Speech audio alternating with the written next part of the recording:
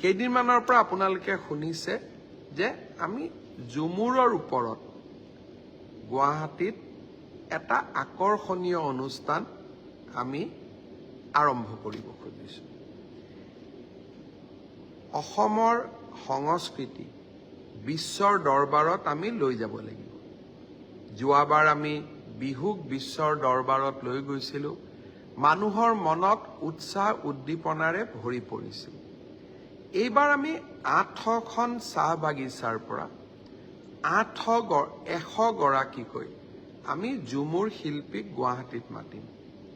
20 নৱেম্বৰত 8000 ঝুমুৰ শিল্পীয়ে একেলগে ঝুমুৰ নৃত্য পৰিদৰ্শন কৰিব আৰু ঝুমুৰক বিশ্বৰ দৰবাৰলৈ লৈ যোৱাৰ এক নতুন প্ৰচেষ্টা হাতত ল'ব। মই আশা কৰোঁ যে ইয়াত আৰু সমালোচনা যাতে কোনেও নকৰে। অসমৰ সংস্কৃতিক বিশ্বৰ বুকুত লৈ যাবলৈ প্ৰচেষ্টাক অন্তত যাতে সমালোচনা কৰা নহয়। আজি আমি এইটো সিদ্ধান্ত লৈছোঁ, ঝুমুৰৰ পিছত কোকৰাঝাৰত আমি 10,000 শিল্পীৰে বাগৰুম্বাৰো এটা প্ৰদৰ্শন কৰিম।